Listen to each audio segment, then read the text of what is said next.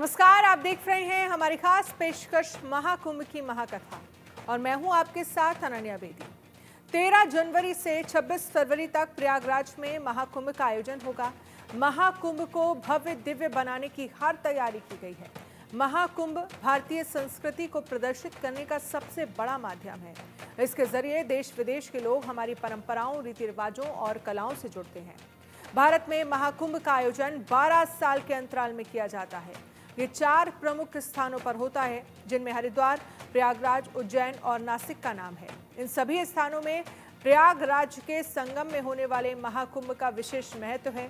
प्रयागराज में अगले महीने महाकुंभ का आयोजन होना है और इससे पहले आपको बता दें कि देश के प्रधानमंत्री नरेंद्र मोदी और उत्तर प्रदेश के मुख्यमंत्री योगी आदित्यनाथ ने कुंभ मेले की तैयारियों का जायजा लिया।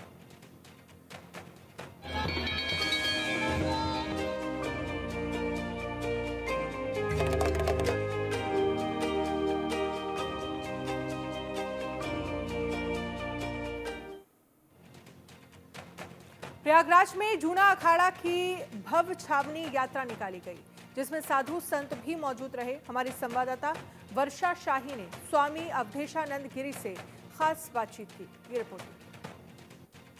जूना अखाड़े की भव्य छावनी यात्रा निकल रही है और इस छावनी यात्रा का प्रारूप ही अलग है और जिस तरीके से सभी साधु संत इसमें मौजूद हैं। जूना अखाड़े के बारे में कहा जाता है जब लगभग 15 लाख साधु संतों का प्रतिनिधित्व ये जूना अखाड़ा करता है। हमारे साथ आचार्य महामंडलेश्वर अवधेशानंद गिरी जी हैं। महाराज जी, आप 15 लाख साधु संतों का प्रतिनिधित्व करते हैं, कैसे इतना विशालतम रूप आप लेकर खड़े हैं?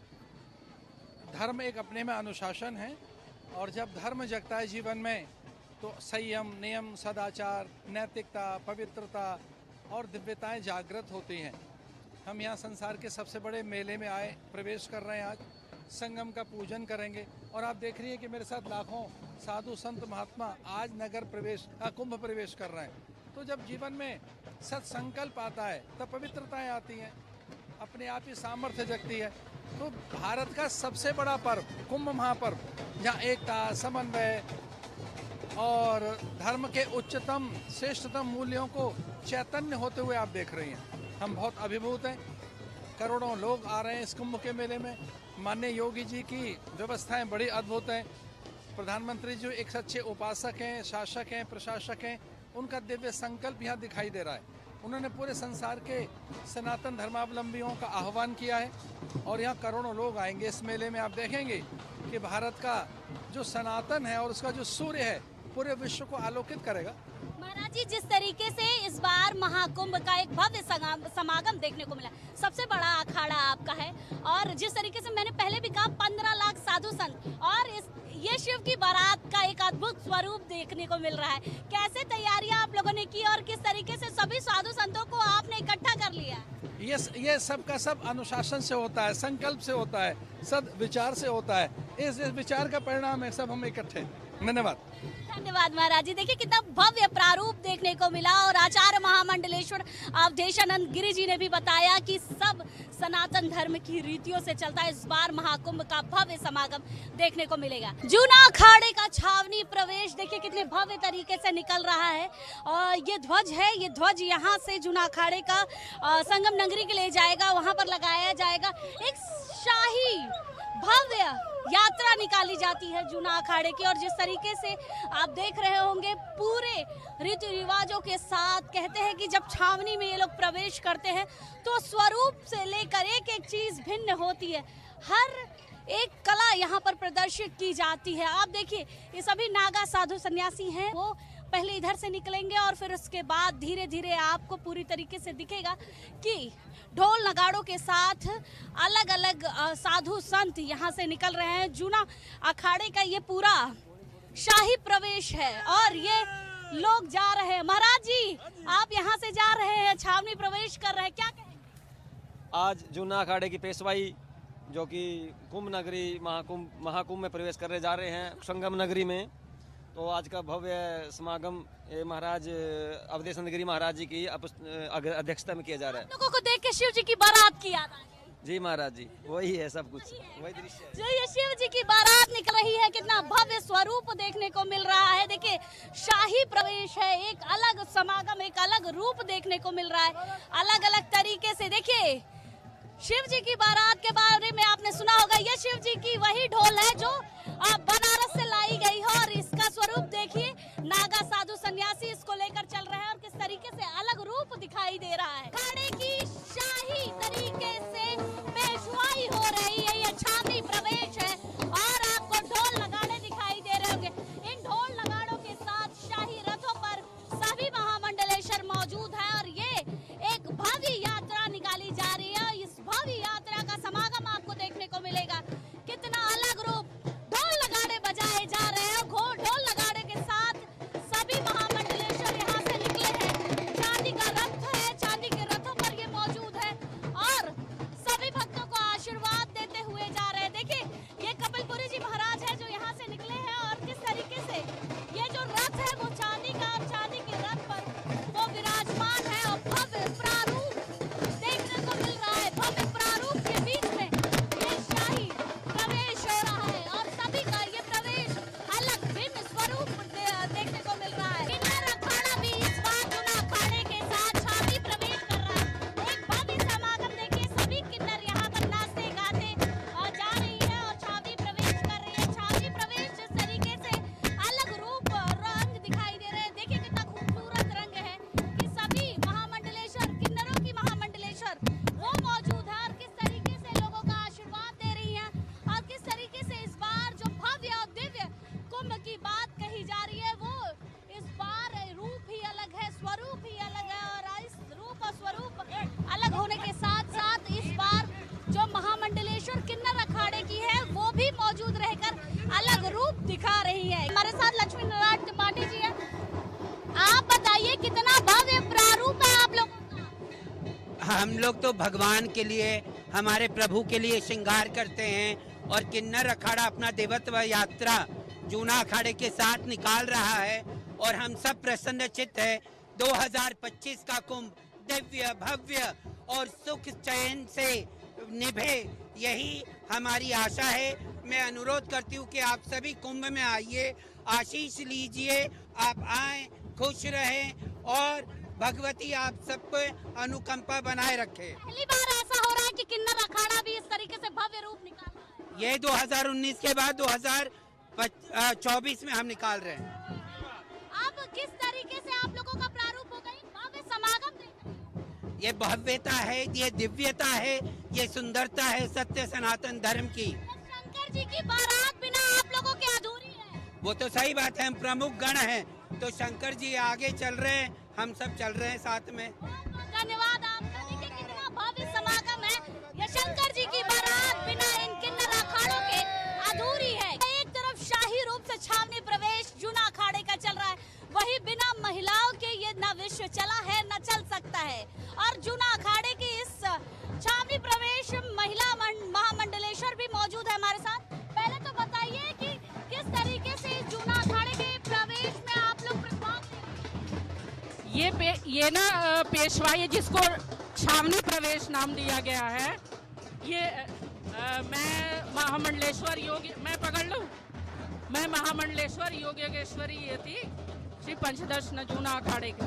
आज हमारे जूना अखाड़े की छावनी प्रवेश है। जैसा हमारे आचार्य श्री आचार्य महामंडलेश्वर अवधेशानंद गिरी जी ने बताया कि हम पेशवाई शब्द का प्रयोग नहीं करेंगे और इसे छावनी प्रवेश कहा जाएगा। जो आज हमारे मुख्य जो मौजगिरी आश्रम है, यहाँ से कुंभ क्षेत्र में जहाँ धर्म ध्वजा है, जहाँ हमारे अखाड़े के समस्त देवी देवताओं की स्थापना हो चुकी है, हम वहाँ जा करके वहाँ पूजन करेंगे। बिना महिलाओं के संसार चलता नहीं है और किस नहीं, बिना शक्ति के ये पूरा संसार जो है ये प्रकृति में है और देवी सर्वोपरि है, तो बिना शक्ति के शिव कैसे पूर्ण हो सकते हैं? तो हर जगह नारी को आगे होना चाहिए। शिव की बारात में शक्ति का स्वरूप चल रही है।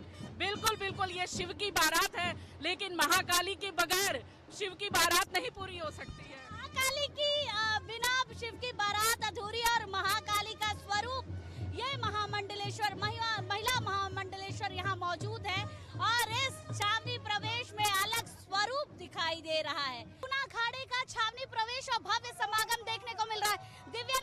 अभी भी लखनऊ कामेश्वर मंदिर की महामंडलेश्वर है, उनसे बातचीत करेंगे। किस तरीके से इतना भव्य समागम है? देखिए, आज चूंकि छावनी प्रवेश होता है तो अलग अलग राज्य, अलग अलग प्रांतों से सारे साधु यहाँ पे पहुँचे हुए होते हैं। और प्रथम हमारे आचार्य श्री आचार्य महामंडलेश्वर जी होते हैं, उनके पीछे हम लोग कतारबद्ध तरीके से होते हैं। फिर चूँकि 2019 में किन्नरों को भी मौका दिया गया था इस अखाड़े में आने का, तो वो भी हम लोगों के साथ है। पूरा जनमानस साथ है। प्रयागराज के हर एक व्यक्ति बहुत ही प्रसन्न है इस छावनी प्रवेश को लेके, चूँकि धर्म ध्वजा के बाद में थोड़ा सा टाइम टेकिंग था पूरा प्रोसेस वहाँ पे बसने का। तो आज ये कोशिश की जा रही है कि लगभग प्रशासन की सारी तैयारियां पूर्ण होती हैं और आज हम लोग छावनी प्रवेश करेंगे सारे साधुओं के साथ में, जो एक बड़े अत्यधिक संख्या बल में होते हैं। और ये कामना करते हैं कि प्रयागराज का जो कुंभ है, जिसका मेन उद्देश्य होता है अमृत तत्व की प्राप्ति के लिए, तो हम लोग आज से ठीक 2.25 महीने तक यहीं पर प्रवास करेंगे और कोशिश करेंगे कि जिस कुंभ के लिए हम सारे लोग ललायित रहते हैं एक अमृत की डुबकी के लिए, तो उस पर जो हमारे साथ जो यहाँ उपस्थित होते हैं, वो भी जो अनुपस्थित होते हैं, उनके सारे नाम की डुबकी हम लोग लगाएंगे, जिससे इस कुंभ की सार्थकता हो। आप लोगों ने सारी धरोहर बचा के रखी है, ये पालकियां, जिस तरीके से एक भव्य रूप देखने को मिल रहा है, क्या कहेंगे कैसे ये धरोहर बची हुई है? देखिए, बहुत बड़ा, चूँकि जो आप फिल्म देखते होंगे उसमें जो एक्टर्स आपको दिखते हैं, एक्टर दिखते हैं, उसके पीछे ढेर सी अनगिनत वर्षों की मेहनत साथ होती, तब कहीं फिल्म आप लोग पिक्चर पे देख पाते हैं। तो हम लोग चल रहे हैं, ये होते होती हैं और इस तरह के रथ यात्राएं होती हैं, तो जो इन रथों का साज सज्जा है, रख रखाव है, ये अगर हम इसका पूरा श्रेय श्री पंचदशाम जुना अखाड़े को दे तो बेहतर होगा, क्योंकि वो वर्षों तक हर 6 वर्ष में, 12 वर्ष में जैसे कुंभ की यात्राएं होती हैं, पेशवाई होती है और नगर प्रवेश होता है, उन सारे त्योहारों में इसी तरह का रूप देखने को मिलता है। तो ये पूरी धरोहर संभाल के रखने करके किसी को श्रेय जाता है, पंचदशाम जुना अखाड़े को जाता है। बहुत बहुत धन्यवाद। देखिए किस तरीके से भव्य रूप से इस बार जूना अखाड़े का ये छावनी प्रवेश है और कितना भव्य समागम देखने को मिल रहा है। जूना अखाड़े चारों दिशाओं में स्थापित चारों मड़ियों से चलते हैं। इस समय हम पहली मड़ी 13 मड़ी में है और 13 मड़ी में साधु संत बैठे हुए हैं और यहाँ पर गद्दी का भी विशेष महत्व होता है। आखिर क्या है ये मड़ियाँ और कैसे 13 मड़ी का विस्तार हुआ और कैसे 13 मड़ी चलती है और क्या क्या चीज़ इस 13 मड़ी में है जो जूना अखाड़े को स्थापित कर रखी है। 15 लाख नागा साधुओं को लगातार ज्ञान दीक्षा शिक्षा दी जाती है और कितने नागा साधु 13 मड़ी में है ये भी हम जानेंगे। महाराज जी हमारे साथ हैं। महाराज जी, 13 मड़ी में हम हैं, गद्दी लगी हुई है, गद्दियों का महत्व बताइए और कैसे स्थापित हुई 13 मड़ी। ये जूना अखाड़े की जो अत्यंत प्राचीन परंपरा है, उन परंपराओं में से एक परंपरा है। ये जो है जूना अखाड़ा 4 मड़ियों से चलता है। जूना अखाड़े में टोटल 52 मड़ियाँ हैं, जिसमें से 4 मड़ियों से ये जूना अखाड़ा का संचालन होता है, जिसमें 13 मड़ी, 14 मड़ी, 16 मड़ी, 4 मड़ी, ये चारों मड़ियाँ चारों मठों की प्रतीक मानी गई हैं, जिसमें जो है श्रृंगेरी मठ, द्वारका मठ, शारदा मठ, इन सारे मठों के अनुसार ज्योतिर्मठ ये सारे का प्रतिनिधित्व करता है। जैसे हमारी 13 मड़ी है, ये ज्योतिर्मठ का मतलब प्रमाणित करती है, उसका जो है ज्योतिर्मठ से ये संबंधित है, उसका प्रतिनिधित्व करती है और उसी के अनुसार ही चलती है। तो आदि गुरु शंकराचार्य जी ने जो भारत देश के अंदर 4 मठों की स्थापना की, पूर्व पश्चिम उत्तर दक्षिण, उसी हिसाब से हमारे यहाँ ये चारों मड़ियाँ लगती हैं, बीच में देवता होते हैं। तो बीच में आदि गुरु शंकराचार्य जी ने काशी में सुमेरु पीठ बनाया, दंड कमंडल रखा और सेव मार्ग चलाया वहाँ से। तो ये काशी सुमेरु पीठ के प्रतीकात्मक स्वरूप में हमारे देवता विराजमान होते हैं बीच में। उनके इर्द गिर्द चारों तरफ 4 मड़ियाँ होती हैं, जिसमें श्री महंत और अष्ट कौशल महंत ये 2 गद्दियाँ होती हैं जिनकी पूजा होती है। ये पंचायती गद्दी होती है, पंच परमेश्वर कहा जाता है। जो इनका न्याय होता है वो सर्वमान्य होता है। महाराज जी जिस तरीके से आपने बताया कि 13 मड़ी स्थापित है, 4 मड़ियों से जूना अखाड़े का विस्तार चलता है। कहते हैं कि नागा साधुओं का सबसे बड़ा जो विशालतम रूप है वो इसी अखाड़े में है, इसी जगह पर है, जूना अखाड़े में। जूना अखाड़े में 15 लाख साधु प्रतिनिधित्व कैसे होती?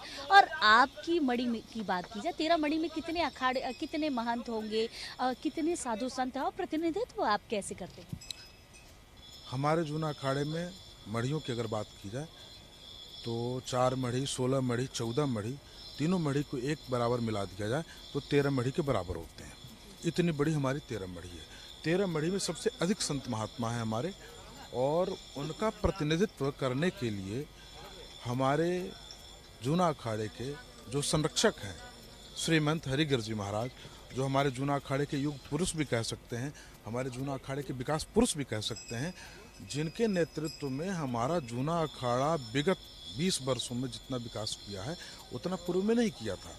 आज समय की मांग है, आवश्यकता ही आविष्कार की जननी होती है। आज जैसे जैसे हमारी आवश्यकताएं बढ़ती जा रही हैं वैसे वैसे हमारे आविष्कार हो रहे हैं। तो हमारे जूना अखाड़े में हरिगिर जी महाराज भी हमारे 13 मढ़ी से ही प्रतिनिधित्व करते हैं। ये हमारा परम सौभाग्य है कि वो 13 मढ़ी से हैं, और 13 मढ़ी से होने के साथ साथ पूरे जूना अखाड़ा का संरक्षक हैं, पूरे जूना अखाड़ा का प्रतिनिधित्व करते हैं, और जूना अखाड़े के साथ साथ अखाड़ा परिषद का भी प्रतिनिधित्व करते हैं। और वो एकमात्र केवल जूना अखाड़े के मान्य महात्मा नहीं है, सारे अखाड़े के सर्वमान्य महात्मा हैं, जिसमें सारे अखाड़े ने उनको स्वीकार किया है। महाराज जी, क्योंकि इष्ट देवता आपके भी मड़ी में स्थापित हैं, पहले मैं जानना चाहूँगी कि कैसे आप जिस क्षेत्र का प्रतिनिधित्व करते हैं, जिस एक दिशा का प्रतिनिधित्व करते हैं, वहाँ से कैसे ये इष्ट देवता महाकुंभ में आ रहे हैं?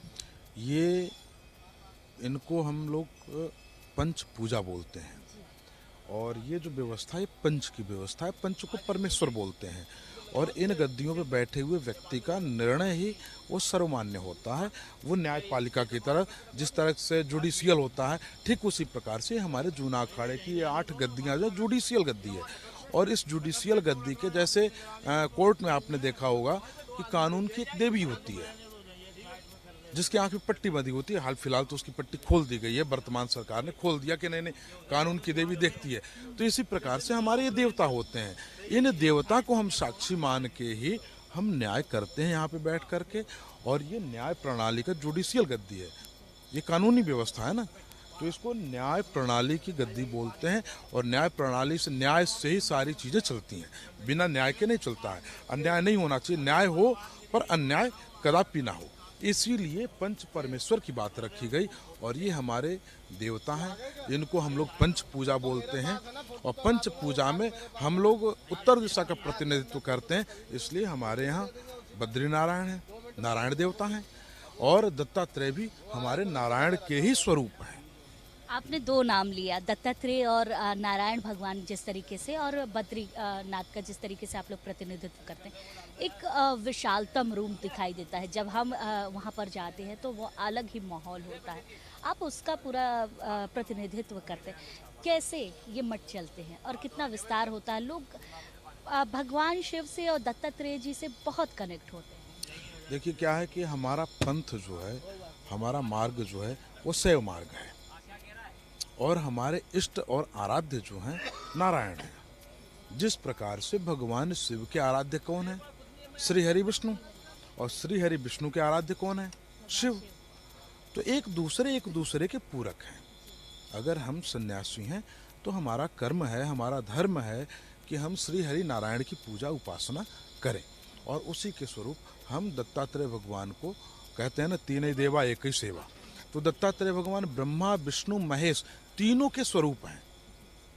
जिस समय माता अनसुईया के यहाँ देवता लोग गए थे उनकी परीक्षा लेने के लिए कि ये महासती है या नहीं है, तो जब वो गए तो महा अनसुईया ने जो है उनको जो है बालक बना दिए। तो जब बालक बना दिए तो जब सतियाँ आई, महाकाली, महालक्ष्मी, महासरस्वती, जब ये लोग आई अपने पतियों को ढूंढने के लिए तो ढूंढ नहीं पाई, तब उन्होंने उनको महासती की पदवी माता अनसुईया को दिया कि हम लोग तो सती हैं पर हे देवी आप महासती हो, हमसे भी आप आगे हो, इसलिए अब पुनः आप कृपा करके हमारे पतियों को हमारे उस स्वरूप में दे दीजिए। तो माता ने उनको स्वरूप में दिया। लेकिन एक कामना की कि मैं अपने पुत्र के रूप में, जैसे मैंने बालक बनाया ऐसे अपने पुत्र के रूप में मैं तुमको चाहती हूँ। तो फलस्वरूप दत्तात्रेय, दुर्वासा और चंद्रमा ऋषि 3 नाम से ब्रह्मा विष्णु महेश आए। लेकिन माता को संतुष्टि नहीं हुई। माता ने कहा मैं एक के अंदर ही तीनों को देखना चाहती हूँ। तो श्री हरि नारायण विष्णु भगवान जो थे वो दत्तात्रेय के रूप में, दत्तात्रेय का स्वरूप कैसा है, एक मुख ब्रह्मा का, एक मुख शिव का, एक नारायण का। तो तीनों ही देवा एक ही सेवा, त्रिगुणात्मक हैं, त्रिदेव हैं, इसीलिए इनको त्रिदेव भी कहा जाता है दत्तात्रेय भगवान को। और इसीलिए वो हमारे जूना अखाड़े के आराध्य और इष्ट हैं। और उन्हीं की कृपा से हमारा जूना अखाड़ा दिन रात उत्कर्ष, चरमोत्कर्ष पे बढ़ता चला जा रहा है। ये हमारे गुरु महाराज की कृपा है। तो देखिए, आपने जाना कि किस तरीके से 13 मणि का विस्तार है और किस तरीके से भगवान दत्तात्रेय की कृपा से ये पूरा जूना अखाड़ा चल रहा है। अखाड़े में पहली मणि 13 मणि हमने दिखाया कि किस तरीके से विस्तार था वहाँ का, किस तरीके से उन्होंने एक दिशा का पूरा प्रतिनिधित्व रखा। इस समय हम 14 मणि में हैं और 14 मणि की क्या कहानी है, कैसे 14 मणि का विस्तार हुआ और किस दिशा का प्रतिनिधित्व कर रहे हैं ये लोग और कितने मठ का संचालन चलता है। महाराज जी, आपसे ही जानना चाहूंगी कि किस तरीके से 14 मणि का विस्तार है और 14 मणि किस दिशा का प्रतिनिधित्व करता है। चरा जन्म देहि शुद्ध कराय चा दिगंबर दया मूर्ति दत्तात्रेय नमस्तुते। ये श्री 15 नाम जूना अखाड़े की जो रमता पंच है, जो अनादिकाल से चला आ रहा है, जहाँ भगवान आदिगुरु शंकराचार्य द्वारा स्थापित ये गद्दी है, जहाँ पे हमारे श्री महाराज अष्टकौशल महंत जी महाराज सब लोग विराजमान होते हैं, जिनके नेतृत्व में हम लोग गुरु महाराज के पीछे पीछे चलते हैं। आपने देखा होगा आगे आगे गुरु महाराज चलते हैं, पीछे आगे गुरु महाराज है, फिर हमारे नागा बाबा लोग हैं, महंत हैं, श्री महंत हैं, मंडलेश्वर हैं, शंकराचार्य भगवान हैं। और जो उत्तर दिशा के अमान्य मठ को माना गया है, उत्तर दिशा में जहाँ हमारे बद्री विशाल भगवान, जहाँ पर अलकनंदा और जहाँ आनंद ब्रह्मचारी, जहाँ पर गोत्र भृगु और जहाँ जिसकी इष्ट माता पूर्णागिरी माता है, जिसके इष्ट भगवान दत्तात्रेय हैं। ऐसे हमारे यहाँ चारों मणि होते हैं, जिसमें गिरी, पुरी, भारती, सरस्वती, वन इत्यादि 10 नाम में महासन्यासी लोग आते हैं। अभी हमारे दाहिने तरफ विराजमान हमारे अष्टकौशल महंत तीर्थ गिरिजी महाराज, जिनके नेतृत्व में ये पूरा पंच परमेश्वर चलता है, जिनके साथ में पूरा अखाड़ा कि जहाँ गुरु महाराज को लेकर चलते हैं, जहाँ भी तल में लेकर पहुँचेंगे भगवान गुरु महाराज को, जहाँ लाखों सन्यासी हर हर महादेव के दो करते हुए, नारा करते हुए सब लोग पहुँचेंगे। जो अनादिकाल से प्राचीन मठ है, प्राचीन परंपरा है, श्री 15 नाम जूना अखाड़े में अनादिकाल से जो भगवान शंकराचार्य द्वारा स्थापित ये गद्दियाँ हैं, आज वही परंपरा को निर्वाह कर रहा है। तो महाकुंभ से जुड़ी तमाम रिपोर्ट्स हमने आपको दिखाई हैं, किस तरह से तैयारियां चल रही हैं, किस तरह से अखाड़े वहां पर पहुंचने लगे हैं। आगे भी इंडिया न्यूज़ इसी तरह से आपके लिए कुछ खास, बड़ी और इंटरेस्टिंग स्टोरीज महाकुंभ से जुड़ी लाता रहेगा। एक छोटे से ब्रेक के लिए रुकेंगे, ब्रेक के उस पार खबरें लगातार जारी।